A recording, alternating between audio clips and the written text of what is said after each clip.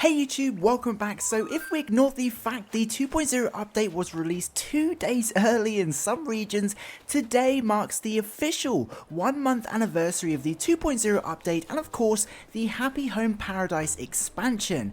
And even now we are learning more and more about what was actually added or updated as we progress through the game. Now just like many other characters, Crazy Red or Jolly Red or just Red as he seems to be known as now, also saw a few adjustments and changes as part of the most recent update.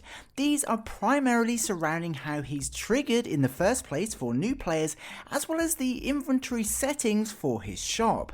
Nevertheless, it's always interesting to see exactly what has changed and will hopefully interest some of you out there. Now previously, triggering Jolly Red's first ever visit, you'd have to upgrade from Blather's adorable tent to the museum and then donate over 60 fossils or critters to Blathers in order to upgrade again to open the art gallery upstairs. It seems the 2.0 update has adjusted this slightly to avoid players having to upgrade the museum a million times, so you can now upgrade from tent directly to the museum with the art gallery, if I understand that correctly. Which means it's now much faster to trigger Red as a travelling character than it was prior to the 2.0 update.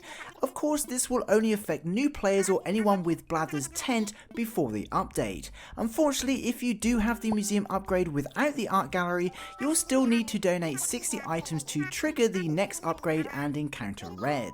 Now Jolly Red can now open up a shop on Halves Island, which is super awesome. However, this doesn't affect his mechanics as a travelling character, as he will still visit the main New Horizons island by docking his ship at the secret beach. Now even with the 2.0 update, nothing has changed regarding the probability of finding fakes for sale on his ship.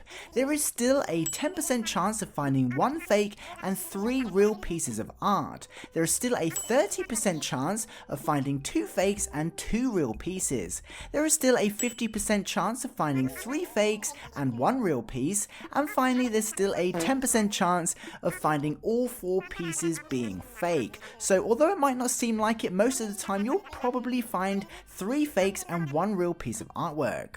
Anyway, moving on, as I'm sure you know, Red also offers some furniture for sale on the other side of his ship, and this has been adjusted slightly to incorporate new items and items of different sizes.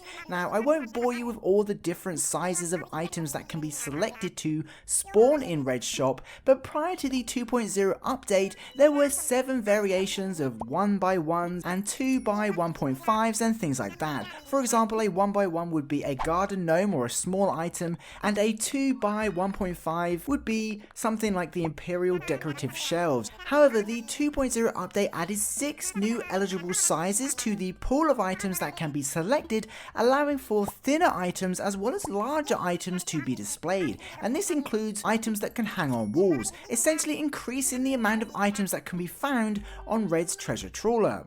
Similarly, the pool of items has also been increased and now includes items that were added in the 2.0 update, however does exclude any ceiling items. These can only be found for sale at Nooks.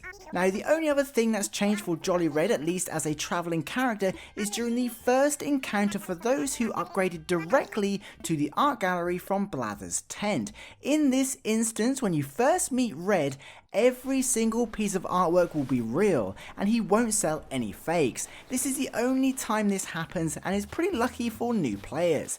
However, after the first encounter, the probability of fakes reverts to the 10, 30, 50 and 10% chances.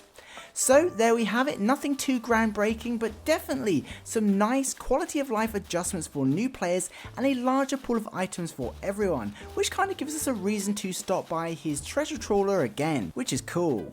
But what do you think about Red? Do you still visit him at the secret beach, or do you rely on Halves Island? Be sure to let us know your thoughts in the comments below. Of course, thank you so much to all the patrons and channel members for supporting this content, and until next time, have an amazing day, stay safe, and I'll see you in the next one.